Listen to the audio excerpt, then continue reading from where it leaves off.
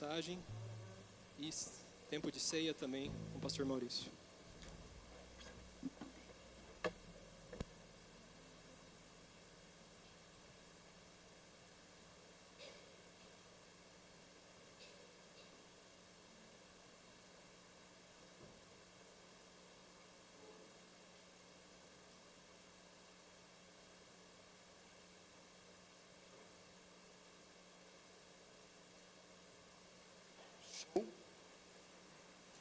Oi, beleza. Obrigado. Bom dia novamente, irmãos. Isso aí.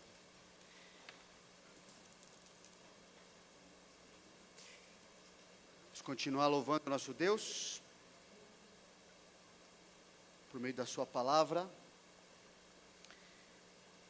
Ele continue sendo exaltado, conhecido na nossa vida, por meio da nossa vida, né? Até como a gente cantou, povos, tribos, celebrai-o, só podem celebrar o Senhor quando ouvirem o Evangelho e crerem em Jesus. Está chegando o fim hoje do capítulo 9 de Lucas, dentro dessa série de mensagens, compromisso com Cristo, que significa seguir a Jesus. Na última mensagem nós vimos que seguir a Jesus significa que o Evangelho vai corrigir sua vida, para que como discípulo você aprenda a ser amoroso, rejeitando uma visão meramente humana, tanto em relação aos crentes quanto em relação aos descrentes, baseado no trecho de Lucas 9, 49 a 56, desculpa, 50 ao 50 e, isso, 56 mesmo, isso aí, hoje é 57 a 62, vamos ver então, que seguir a Jesus significa que o Evangelho vai corrigir sua vida, para que como discípulo você aprenda a ser disciplinado, rejeitando as tentações de seu coração, de desviá-lo da prioridade de viver para o Evangelho. Vamos orar? Senhor Deus, queremos te agradecer, porque o Senhor nos ama em Jesus, tem transformado a vida daqueles que confiam em Ti, tem oferecido salvação, redenção, relacionamento com o Senhor, para aqueles que ainda não confiam. Pedimos que o Senhor use a Tua palavra nas nossas vidas, para nos levar cada vez mais perto do Senhor, termos uma comunhão verdadeira, uma vida que Te agrada cada vez mais, como discípulos, como pessoas que aprendem a viver somente com o Senhor Jesus, querem viver para Ele, querem agradá-lo, querem glorificá-lo, querem que Ele seja conhecido neste mundo de pecadores como nós, mas que um dia encontraram o Senhor, que um dia foram alcançados pela Tua graça, pela Tua misericórdia, perceberam a realidade sem sentido da sua vida afundada no pecado. Obrigado pelo que o Senhor fez na nossa vida e continua fazendo, Deus. Queremos que o Senhor seja exaltado nesse momento também, em nome de Jesus. Amém. Então, esse princípio, né, estamos destacando aí, se baseia em Lucas 9, 57 a 62, que é um trecho bem conhecido do Evangelho de Lucas, que diz: indo eles caminho afora, né, Jesus e seus discípulos ali, alguém lhe disse: seguir-te-ei para onde quer que fores. Mas Jesus lhe respondeu: as raposas têm seus covis e as aves do céu ninhos, mas o Filho do Homem não tem onde reclinar a cabeça. A outro disse Jesus: segue-me. Ele, porém, respondeu: permite-me ir primeiro sepultar meu pai. Mas Jesus insistiu: deixa os mortos os sepultar os seus próprios mortos. Tu, porém, vai e prega o reino de Deus. Outro lhe disse: seguir-te-ei, Senhor, mas deixa-me primeiro despedir-me dos de casa. Mas Jesus lhe replicou: ninguém que tendo posto a mão no arado olha para trás, é apto para o reino de Deus. Aqui Jesus está estabelecendo a realidade do discipulado, né, confrontando todo tipo de expectativa humana com a exigência divina em segui-lo. E Jesus também está estabelecendo o custo do discipulado, confrontando as tentações do nosso coração com a dedicação exclusiva à sua pessoa e sua obra. Então, tanto a realidade quanto o custo do discipulado são capazes de nos dar discernimento sobre qualquer pessoa que se identifique como discípulo do Senhor, especialmente sobre nós mesmos. Então, quando nós queremos saber se alguém, principalmente nós mesmos, somos seguidores do Senhor Jesus, é isso que a gente tem que, é um trecho que a gente tem que voltar, para saber se estamos vivendo essa realidade e estamos pagando o preço de fazer isso.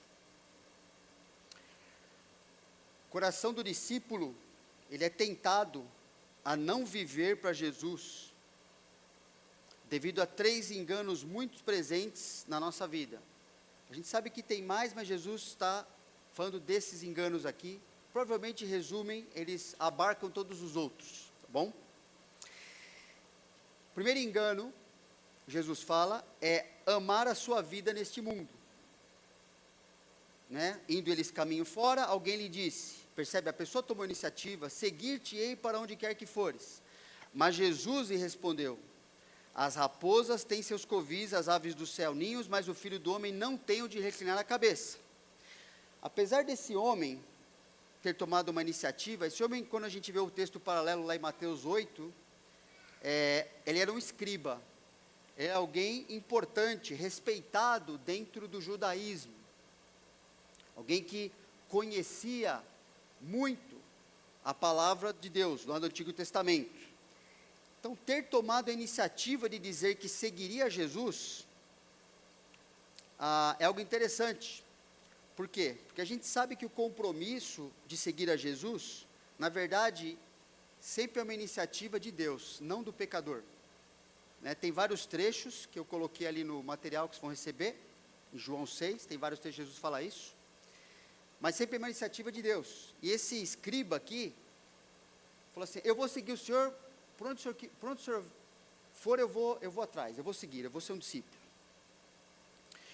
Agora é uma iniciativa de Deus, porque ser o discípulo é muito mais importante do que ser um escriba, do que ser alguém importante de qualquer forma. É a mais alta posição, a mais alta honra que alguém pode ter desse lado da eternidade. Ser tornado um discípulo de Jesus, alguém que Ele chamou para segui-lo, não tem posição mais importante do que essa.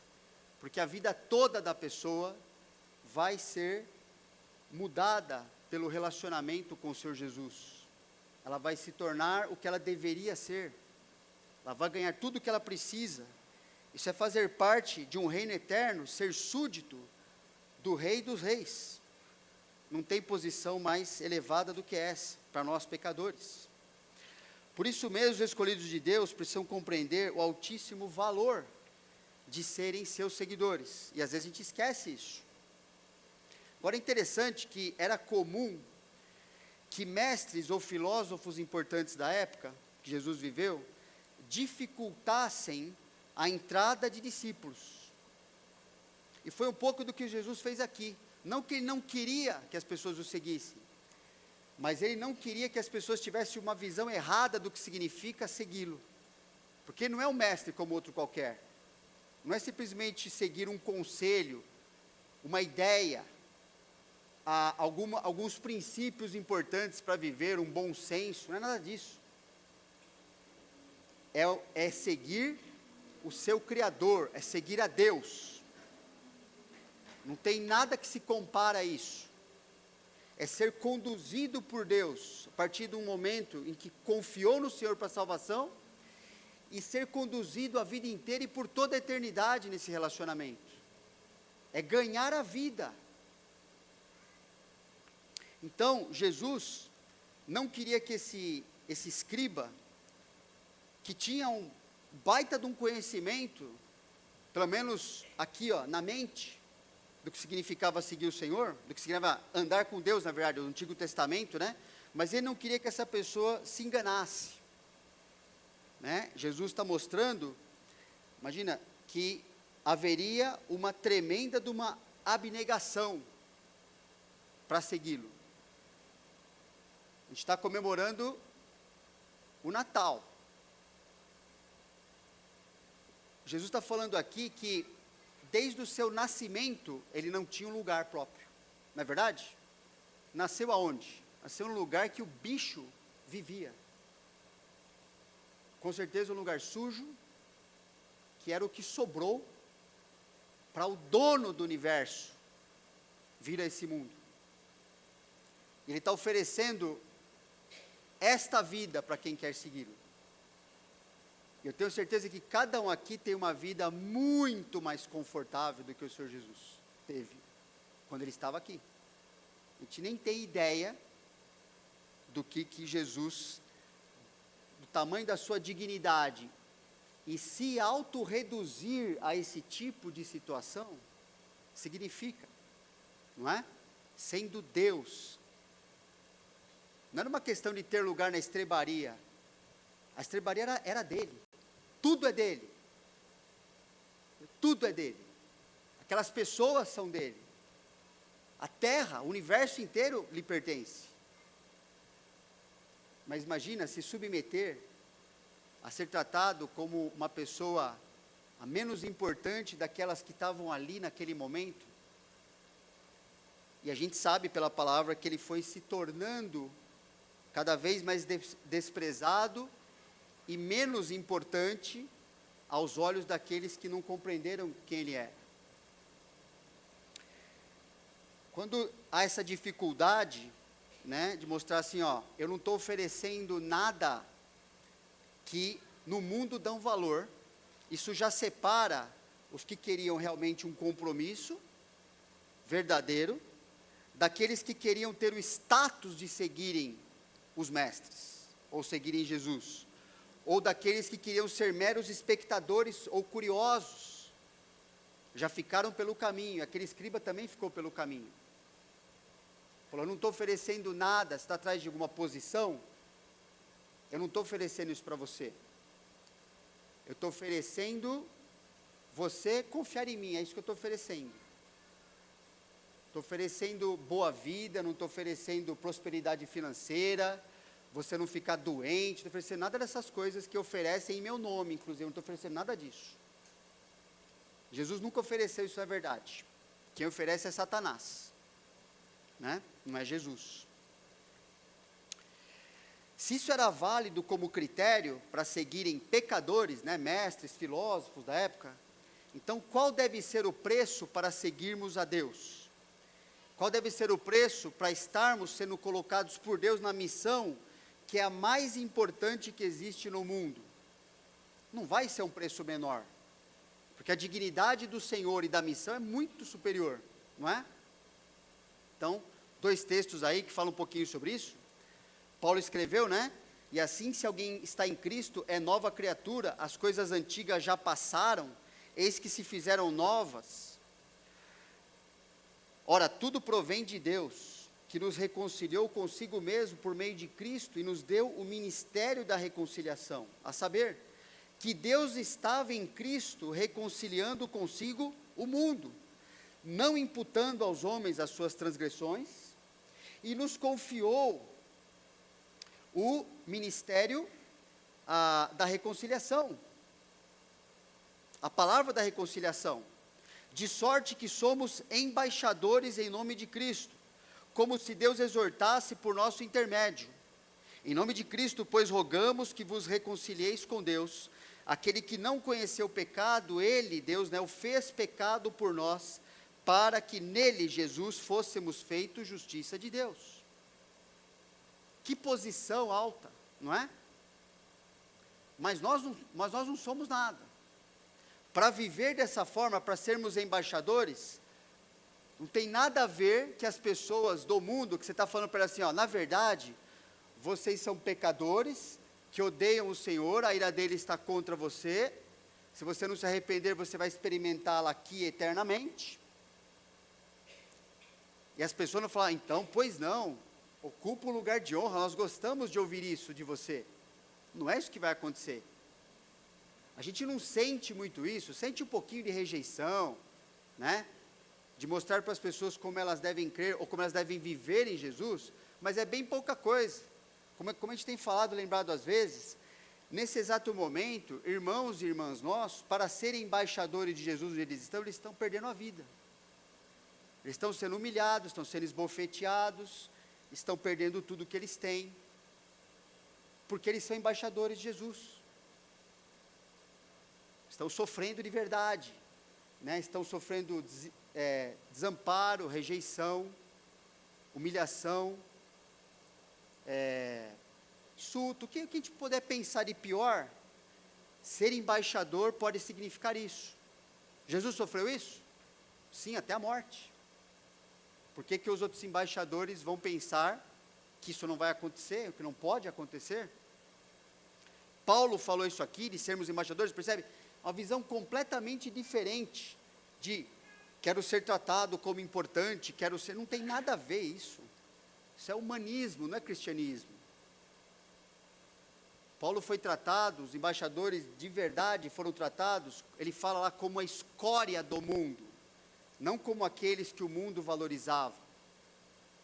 Imagina, não valorizar o Senhor Jesus, que é perfeito, vai valorizar a gente, pessoal, que somos embaixadores dele. Mas percebe, Paulo não está escrevendo de um jeito, fala assim, puxa vida, né, fazer o quê? Eu sou embaixador, né, podia fazer outra coisa, né, mas agora Deus me colocou nisso aqui, não está escrevendo, ele está escrevendo isso contente com a sua posição, não é? E ele descreve, a continuação desse versículo, é o começo do capítulo 6, olha o que ele fala, como é que era a sua vida de embaixador, e nós na qualidade de cooperadores com ele, é a sequência, também vos exortamos a que não recebais em vão a graça de Deus, ou seja, vive do mesmo jeito, essa é a realidade, esse é o custo, isso é discipulado, porque ele diz, eu te ouvi no tempo da oportunidade, te socorri no dia da salvação, eis agora o tempo de sobremodo oportuno, eis agora o dia da salvação, e ele fala como ele vivia, para que de fato as pessoas entendessem que isso é a coisa mais importante que existe. Como é que significava para Paulo negar-se a si mesmo? Aí ele começa a descrever, não dando nós nenhum motivo de escândalo em coisa alguma, para que o ministério não seja censurado.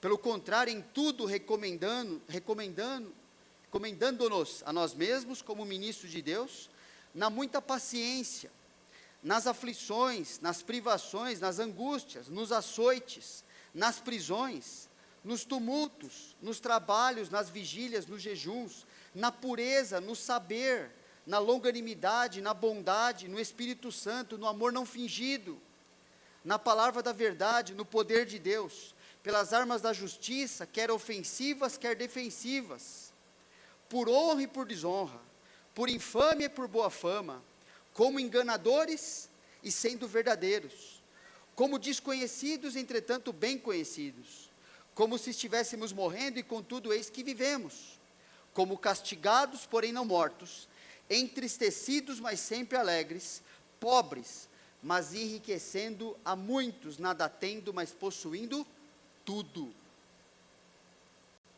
É o embaixador. Ele está escrevendo isso como privilégio, e como a realidade e o custo verdadeiro do que significa seguir a Cristo. Esses dois trechos estão em sequência, como eu falei.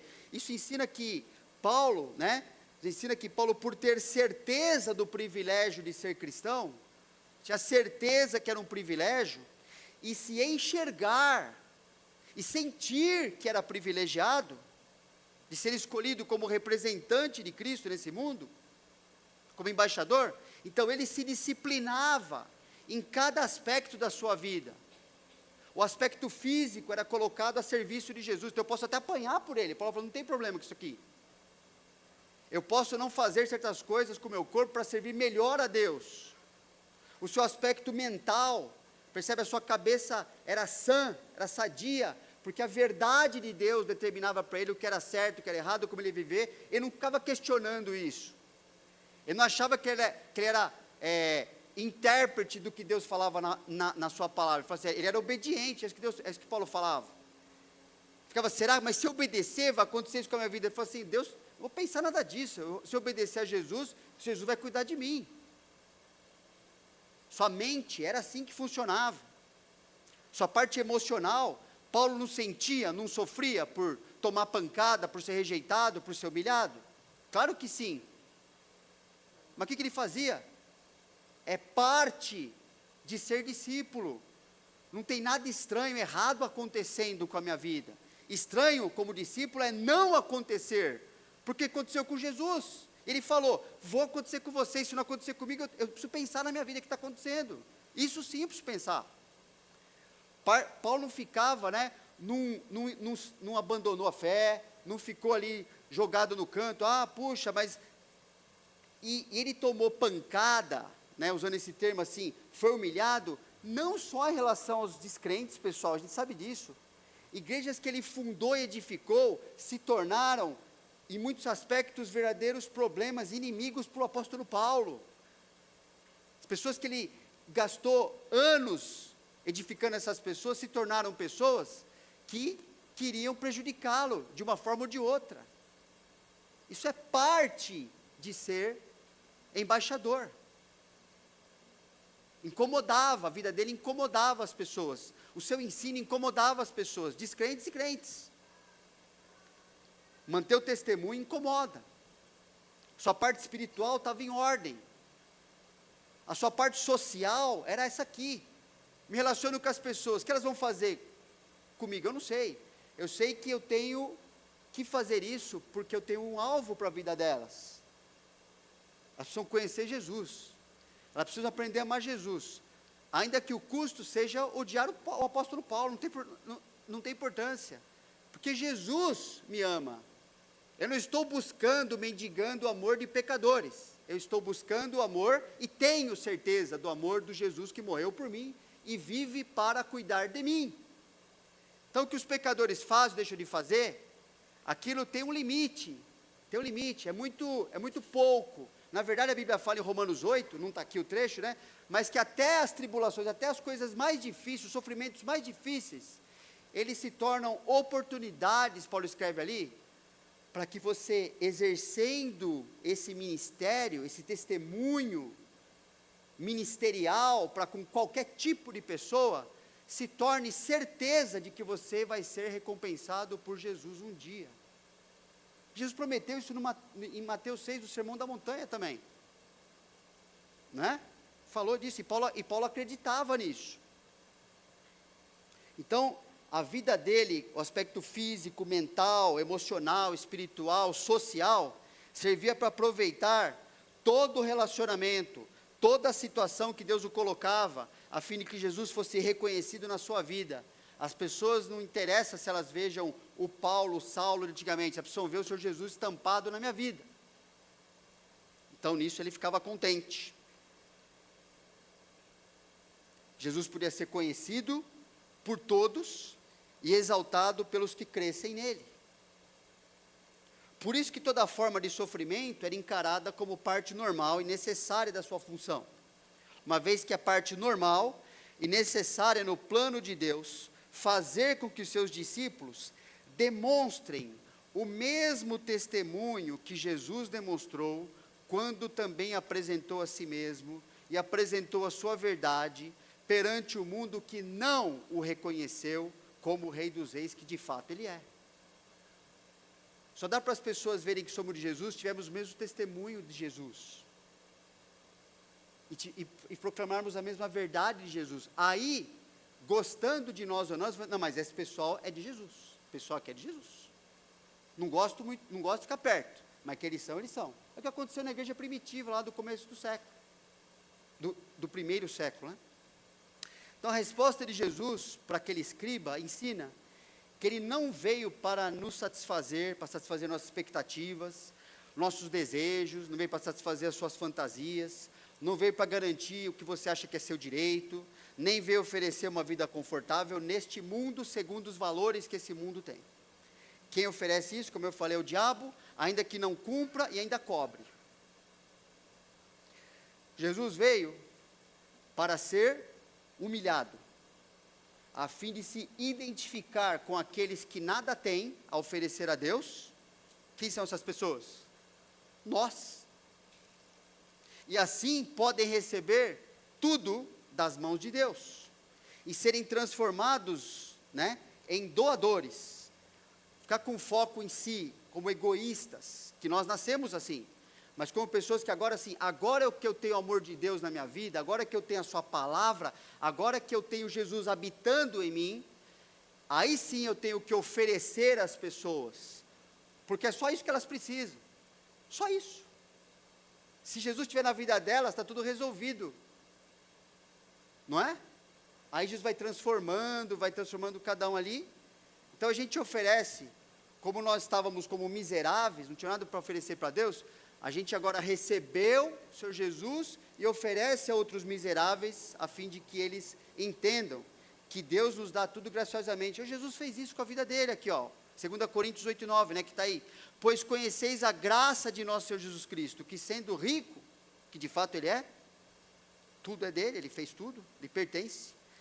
Sendo rico, se fez pobre por amor de vós, para que pela sua pobreza vos tornasseis ricos. Seguir a Jesus é o maior privilégio e é necessário negar a si mesmo. Negar a si mesmo o desejo ou o direito por conforto, por reconhecimento, por curtida, por respeito, pela ilusão das aparências, que hoje é um baita de uma coisa que leva todo mundo para o buraco, porque Jesus nunca prometeu essas coisas mundanas a seus discípulos. Isso são ilusões, ajudam a tentação, infelizmente, a gente cair mais rápido. Nunca prometeu isso. Mas ele garantiu, Jesus, garantiu que a vida cristã, mesmo nesse mundo, mesmo para o cristão nesse mundo que é antagônico a ele, a mensagem do Senhor, Jesus garantiu que a vida que ele nos deu e nos dá todo dia para viver é a única vida segura e prazerosa que existe. É única. Nós estamos como estranhos, como peregrinos no mundo, e ainda por cima, mesmo o mundo não sendo preparado para os cristãos, sendo contrário a nós, é a única vida segura, cristã e prazerosa dentro desse mundo. O cristão, na verdade, é o único que realmente tem alegria e paz verdadeira. Porque o que o Senhor Jesus fez na nossa vida e continua fazendo é real, é verdadeiro. Nós temos paz independente do que acontece ou acontecerá conosco. O mundo não tem isso, pessoal. Nunca terá. Só se crer no Senhor Jesus. Só se as coisas forem como eles querem. E essa vida prazerosa que existe, ela existe porque ela é dirigida, ela é guardada e garantida pelo amor infalível de Deus por nós, em Cristo, aqui e na eternidade. É só a gente pegar Romanos 8, de 28 a 39, que você vai ver que Paulo descreve exatamente isso. O amor de Deus garante a nossa vida nesse mundo. E Deus faz um desafio: quem pode tirar essas pessoas do meu amor? Quem que tem a audácia e o poder de chegar perto disso? Nunca vai acontecer isso, nunca vai acontecer. Uma aplicação então possível para a gente pensar: seja disciplinado em rejeitar o conforto que atrapalha de obedecer a Deus. Deus não é contra conforto, não é contra as coisas. A gente está aqui, tem um ventiladorzinho na cabeça, aqui em cima, apesar do calor, não tem problema com isso aqui. Mas todo o conforto, todo o reconhecimento, todas as coisas assim, que atrapalham de obedecer o Senhor, pode se desfazer disso, porque você não será um discípulo do Senhor, você vai ficar pelo caminho. Reconhecimento humano, pode jogar no lixo. A aparência de ser cristão, joga fora, por acolher o desconforto necessário, a rejeição do mundo, a rejeição de crentes mundanos, a obediência incondicional à palavra de Deus, seguindo a Cristo de verdade, ao viver diariamente como ele viveu. Joga fora o que não presta, por abraçar essas coisas que prestam. é uma disciplina. Então Jesus falou assim, e aí homem, e aí escriba, você quer? Nem respondeu. Nem respondeu. Assim como outros também não responderam quando Jesus fez esse tipo de desafio. Não tinha letra miúda no contrato do discipulado. E não tem ainda hoje, porque a Bíblia é clara. Né? A palavra de Deus, do Deus vivo, está conosco ainda. Né? As próximas tentações que aparecem aqui no Jesus explicando e chamando essas pessoas, acontecem quando começamos a, de certa forma, sofrer um pouquinho como discípulos. Então, a próxima é essa aí. Querer determinar suas prioridades, é outra tentação do nosso coração. A outro Jesus disse, aí Jesus falou para a pessoa, segue-me. Ele, porém, respondeu, permite-me ir primeiro sepultar meu pai. Mas Jesus insistiu, deixa aos mortos sepultar os seus próprios mortos, tu, porém, vai e prega o reino de Deus. Deus é a favor de honrarmos nossos pais, não é? Está na Bíblia, tem vários versículos, inclusive com o sepultamento digno. Coloquei alguns trechos aí no material que vai receber depois. Mas nesse contexto, o pai não estava morrendo aqui, o pai dessa pessoa não estava morrendo. A preocupação dessa pessoa aqui era determinar as suas prioridades, o que ele queria que acontecesse com a sua vida. É um desdobramento do ponto anterior, percebe? É como assim, Jesus ele continua ensinando esse custo e essa realidade do discipulado. Essa pessoa que estava preocupado com uma palavra, a sua herança, o que ele podia receber, que ele podia assim, ao cuidar do seu pai, o que ele poderia ganhar com isso? Aqui no caso uma herança, mas esse é um raciocínio que está em todos nós. Ao fazer alguma coisa para alguém, ou até para Deus, pensamento às vezes, nossa, é a tentação, o que eu ganho com isso? Isso se encaixa naquilo que eu quero, naquilo que eu mais quero? Isso é o meu sonho? Isso é o que eu determinei? É a minha agenda? Eu duvido que os irmãos que ficaram ontem aqui, ficamos aqui no sol de rachar, ontem no mutirão, por exemplo, eu duvido que assim, não tiveram que pegar, talvez o seu conforto, que eles queriam mais, e falar assim, agora não, agora tem outras coisas importantes para o corpo, para o reino de Deus, não é verdade? É uma escolha, assim nós fazemos essas escolhas todo momento, não é? Então, assim como aquele homem não queria negar a si mesmo, o desejo ou o direito de não perder algo que lhe pertence, Jesus está falando, olha, o cristão pode perder tudo, viu? Você pode perder, mas jamais perderá o que mais importa. Você não vai perder. Você não vai me perder, você não vai perder Jesus. Você não vai perder o meu cuidado com a sua vida. Não aceitar perdas, prejuízos, sofrimento, frustração da parte dos outros, ou da nossa própria parte, assim, mas eu também preferia um monte de coisa. O tempo todo. Às vezes eu fico naquilo que eu prefiro, e falo assim, então, não devia ter feito isso. E às vezes, fala, não, apesar de preferir, fazer o que Deus quer. Né? Mas é sempre uma tentação, ou seja, é a ilusão de eu determino minhas prioridades. Jesus falou, não, você não determina. Falou para aquele homem lá, você vai deixar o seu pai, quem lá vai se envolver com isso? Os mortos, inclusive os mortos espirituais ali, ó, você vai deixar essas pessoas cuidarem disso, não é da sua conta agora. Porque eu estou te fazendo um convite que é muito melhor, é muito superior a isso. Eu estou falando, você vai me seguir e pregar o evangelho, você vai fazer isso. E talvez a sua família não vai gostar disso. E daí? E talvez a expectativa dos outros não vão concordar com você. E daí? Não interessa quem são essas pessoas, elas vão te dar o que de verdade que você precisa? Elas garantem o que na sua vida? Se você frustrar, se você deixar elas tristes com você, vai perder o que na verdade? Ou vai ganhar o que se você fizer o que elas querem? O que elas garantem de verdade para a nossa vida? Agora, o que Jesus garante? Percebe? É disso que ele está falando. Então, o cristão foi salvo por Deus para aceitar perdas. Aceitar perdas. E conforme a gente vai andando com Jesus nesse mundo, vai acontecer sim. Perda, frustração, sofrimento, essas coisas. não é? Jesus prometeu que o verdadeiro discípulo, por causa de Cristo, irá sofrer nesse mundo, inclusive a rejeição e afastamento dos seus familiares, até mesmo que se dizem cristãos, porque o compromisso como seguidor de Cristo sempre irá superar todos os outros compromissos, sempre irá superar o que as pessoas acham, o que elas pensam, o que elas querem a nosso respeito. Olha um trecho, tem vários, a gente ainda vai chegar nesse trecho no Deus permitir no Evangelho de Lucas. Se alguém vem a mim e não aborrece a seu pai, mãe, mulher e filhos, irmãos e irmãs, e ainda a sua própria vida, não pode, não é capaz, a palavra aqui é forte, não tem condição, não vai conseguir ser meu discípulo.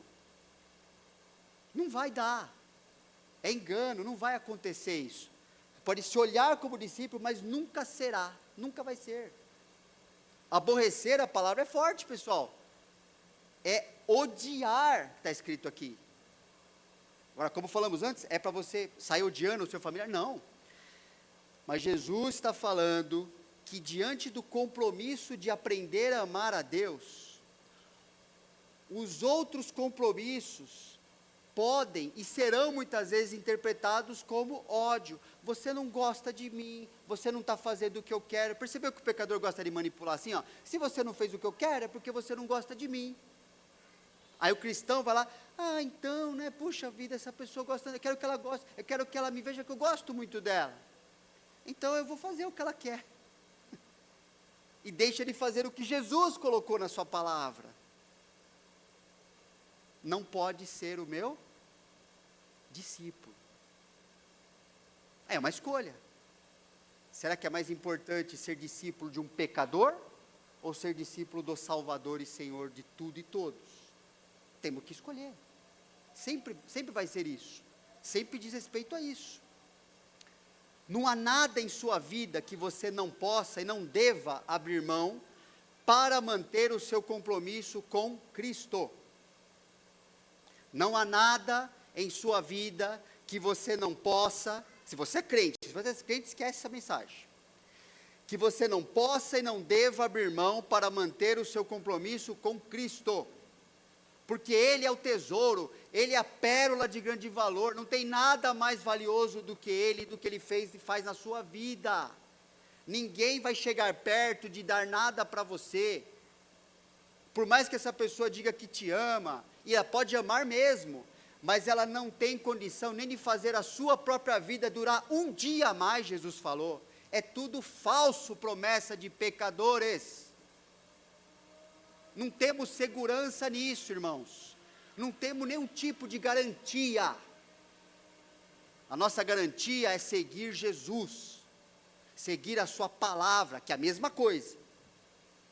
Que hoje em dia está virando também moda, né? Eu sigo Jesus, mas a sua palavra não. Não existe essa diferença para Deus. Isso é uma invenção de pecador rebelde. Não existe isso aí na mente do Senhor. Aquele que me ama, Jesus falou, guarda os meus mandamentos. E eu vou ter comunhão com essa pessoa, e vou cuidar dela, e vou dirigir a vida dela. O apóstolo Paulo escreveu, nenhum soldado em serviço se envolve em negócio dessa vida, porque o seu objetivo é satisfazer uma pessoa só, aquele que o arregimentou. Você não é soldado de Jesus e está ao mesmo tempo em outro batalhão, em outro grupamento lá. Não, não. Você é de Jesus, Ele é o seu general, e você vai obedecer a Jesus, e não importa. Ele vai botar, e botou a gente na guerra, pessoal. Não na guerra de maltratar ninguém, mas na guerra de combater, né? Paulo falou em Efésios 6, eu combato as forças do mal, eu estou armado, eu tenho minha armadura, como? Vivendo biblicamente, pregando o evangelho, e eu sou atacado por causa disso, e as pessoas que começaram a andar comigo não andam mais, Paulo falou, na segunda carta ao Timóteo, ele escreve um monte de gente lá que fazia isso, ele falou assim, pessoal, não é por isso que eu vou desistir também, a minha recompensa está lá, ó, eu sempre quis Jesus, eu vou receber, e é isso que está tudo certo para mim, é o que eu quis, eu sempre quis isso, ele não me enganou, ele falou, do dia que eu me converti, ele falou assim, ó, você vai sofrer pelo meu nome, Paulão. É isso que vai acontecer. Você vai sofrer. E Paulo falou, pelo Senhor, tá tudo bem. Pelo Senhor eu posso aprender qualquer coisa. Eu posso fazer qualquer coisa. Se o Senhor estiver comigo, eu faço. Como Moisés no Antigo Testamento, né? Se o Senhor for comigo, eu vou, Senhor. Senão, me mata agora mesmo. Não serve para nada. Paulo fala em Gálatas 1:15 a 16, quando, porém, ao que me separou antes de eu nascer e me chamou pela sua graça, aprove revelar seu Filho em mim, para que eu pregasse entre os gentios, sem detença, né? Rápido, não consultei carne nem sangue, não consultou, né? Os apóstolos ficaram ali, falando, será que ele vai falar assim, ó, pessoal, nem eles mesmos, eu não fui lá pedir, né, beijar a mãozinha deles, falar assim, ó, o que você acha que eu devo fazer na minha vida? Se o Senhor Jesus me salvou e me deu uma missão, a minha vida, eu já sei o que eu vou fazer. Eu não vou pedir a bênção de outro pecador, não preciso disso. O Senhor Jesus já me falou como é que vai ser minha vida, o que eu devo fazer, e eu vou descobrir com Ele cada dia como é que isso vai acontecer na prática. E ninguém vai me parar. Porque ninguém vai parar Jesus. Eu estou ligado, estou intimamente ligado com Ele. Não vai mudar isso. E eu gosto disso, Paulo fala. Eu quero. Então a resposta de Jesus aqui, com esse ponto aqui em Lucas, ensina que Deus determinou que a nossa maior prioridade é viver testemunhando e obedecendo o seu evangelho. Lembra, testemunhando, vivendo o evangelho, e explicando para as pessoas o porquê que você vive desse jeito. Se nós não vivermos segundo essa prioridade, é porque nós acreditamos que existem outras coisas mais importantes para fazermos. Será que existe? Ponto principal é que todos nós nos dedicamos àquilo que nós mais desejamos. A gente fala tanto isso nas mensagens, nos ensinos daqui da IBNA, não é verdade? Talvez você esteja cansado de ver, mas é algo que tem que estar sempre presente no nosso raciocínio. Não tem nenhum ser humano na face da terra que não se dedica àquilo que ele considera, ele quer mais, ele gosta mais. Porque acreditamos que a melhor vida que podemos ter é aquela em que todos os nossos desejos são satisfeitos. Mas Jesus fala assim, Jesus veio para mostrar assim, ó, mas tem outros mais importantes que eu quero, que eu desejo para você, que eu quero fazer na sua vida, que às vezes vão entrar em conflito com o que você acha que é melhor para você. Portanto, você não determina a sua prioridade, eu que determino, e é assim que você funciona. Na verdade, esse engano, né, de achar que assim, só porque eu acho, acredito, que essa vida que eu penso, e que eu me dedico, só porque eu recebo algumas coisas que eu mais quero, é o melhor para mim, esse, na verdade, foi o engano lá do coração, foi a base do pecado original, não é? Estava tudo certo, não havia nem pecado no coração, mas percebe? Querer determinar para você mesmo, contrário à palavra de Deus, mesmo não sendo pecador, Adão e Eva não eram. Fala assim, ó, não, isso aqui, ó, realmente me parece que, ó, acho que vai dar uma coisa que eu quero, que eu acho que eu não tenho. Né? Então, ganhou, né? Ganhou a morte, ganhou o afastamento total do Senhor, ganhou a possibilidade de nunca mais poder voltar, é que o Senhor foi atrás, senão acabava ali mesmo. Vendo a mulher que a árvore era boa para se comer, percebe? Olha, eu vejo de certa forma, eu penso assim, a mim me parece que é tal coisa, agradável aos olhos, e desejável para dar entendimento, isso sempre está dentro da nossa cobiça, pessoal, e nem pecadores eles eram. Tomou-lhe do fruto e comeu, e deu também ao marido, e ele comeu. Imagina nós que somos agora pecadores, isso fica operando o tempo todo. Não, porque eu acho, que eu penso, que me faz sentido para mim. Assim, então, Eva também pensou, olha o buraco que a gente está agora. Não foi só a base lá do começo, é a base de todo o pecado que cometemos. Ao contrário, a Bíblia fala em Tiago 1, né, cada um é tentado pela sua própria cobiça. os seus desejos mais fortes é o que faz você viver do jeito que você vive. Pode ser, aqui no caso é ruim, né? Quando esta o atrai e seduz. Então a cobiça, depois de haver concebido, dá à luz o pecado, e o pecado, uma vez consumado, gera a morte. Aqui é a explicação que Eva não tinha lá atrás. Só que ela tinha o suficiente. Falou assim, ó, se fizer isso, vai acontecer isso aqui. Porque eu, Deus, estou falando que isso é certo, é isso que vai acontecer. Ah, será mesmo? Eu não sei, eu não confio tanto nisso aí. Beleza, aconteceu. Então é a base de todo o pecado que a gente comete todo dia. É o mesmo raciocínio isso aqui. E continua sendo a base de nos enganar por meio das cobiças idólatras que a gente cria. Não corrigimos essas cobiças e nos submetemos a elas e nos privamos da comunhão com Deus e toda a vida que Ele quer para nós. Aí a gente vai ficar frustrado, desanimado, tal, triste. Por quê? Porque Deus falhou? Porque Ele não está cuidando? Porque é o primeiro pensamento que vem na cabeça, não, é porque eu não creio e não vivo dessa forma. E João escreveu para os cristãos, né? Não ameis o mundo, nem as coisas que há no mundo. Se alguém amar o mundo, o amor do Pai não está nele. Porque tudo que há no mundo, aí ele fala a mesma coisa que a cobiça está no coração, né? Que Eva caiu também. A concupiscência da carne. Querer viver para aquilo que eu acho, me dá mais prazer, é o que eu sinto melhor. A concupiscência dos olhos, aquilo que me parece melhor. Não, mas eu acredito nisso, eu sou sincero, né? E a soberba da vida, eu vivo para mostrar, olha como eu sou cristão, olha o que eu faço, olha, me admirem, me adorem. Não procede do Pai, mas isso é mundanismo. Ora, o mundo passa, bem como a sua concupiscência. Aquele, porém, que faz a vontade de Deus, permanece eternamente.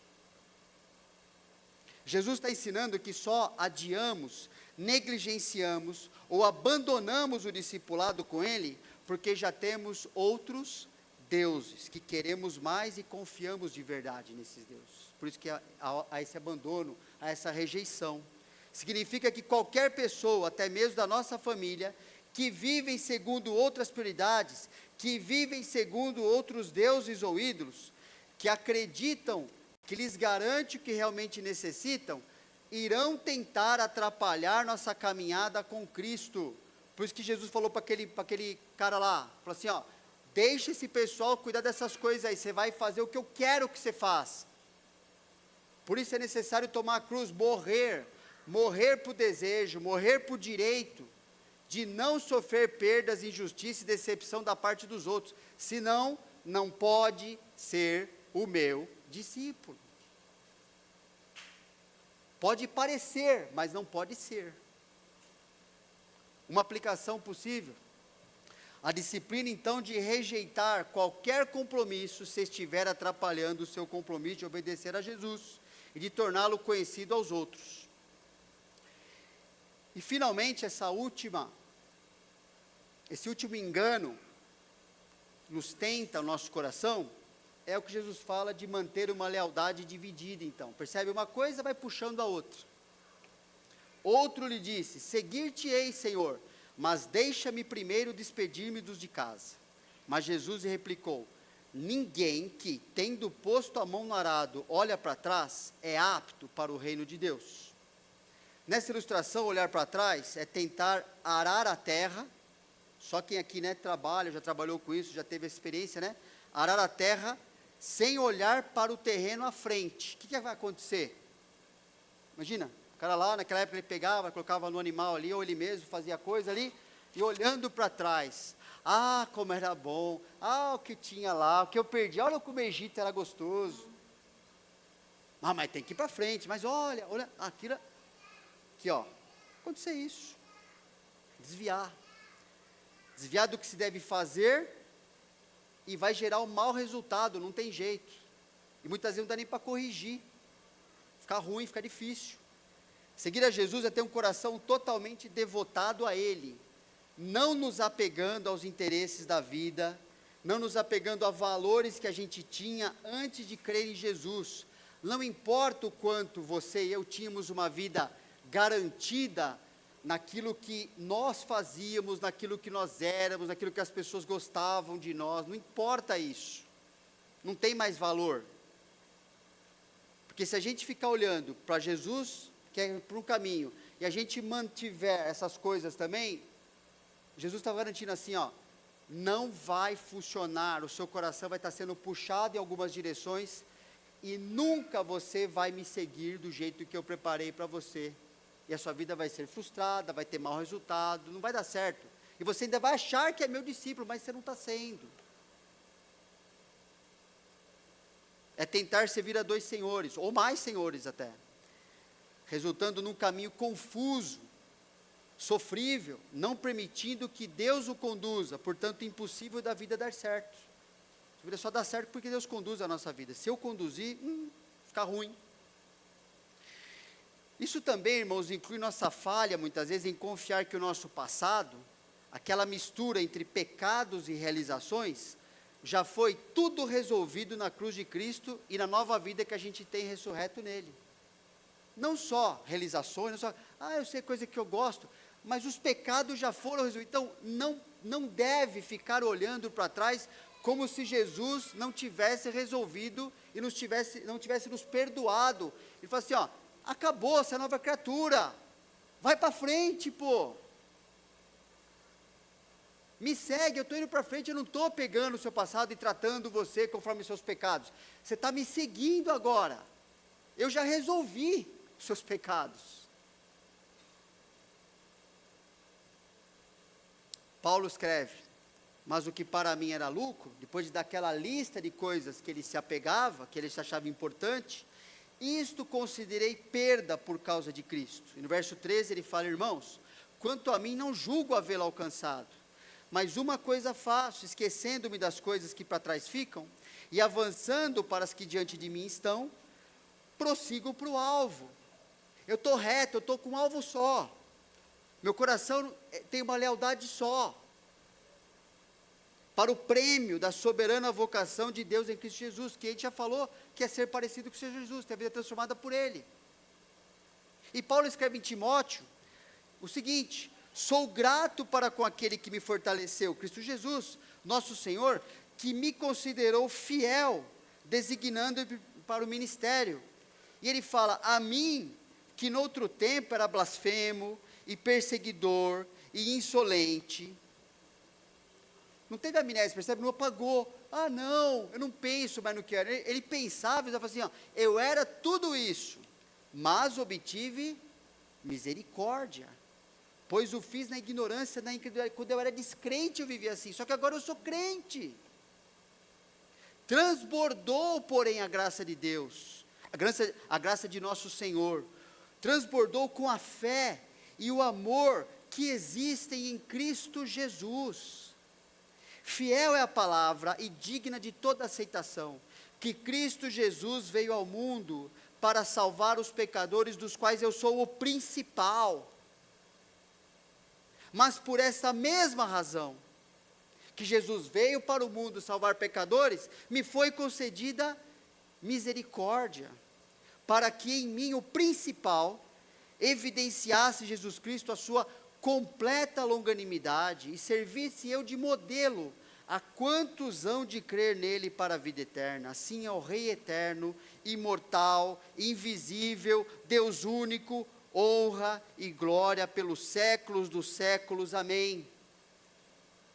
Paulo não estava lá se lamentando, afundado no seu passado pecaminoso, falou assim, Jesus resolveu isso e resolveu para sempre, por isso eu vou viver para fazer o que Ele quer que eu faça. Eu gosto de viver assim. Eu sou grato a Jesus. Só Ele pôde fazer isso por mim. Então, se Ele me amou desse jeito, Ele pode fazer o que Ele quiser da minha vida. Eu sei que é por amor também. E não vai mudar nada disso. A disciplina de abandonar os ídolos e pecados do passado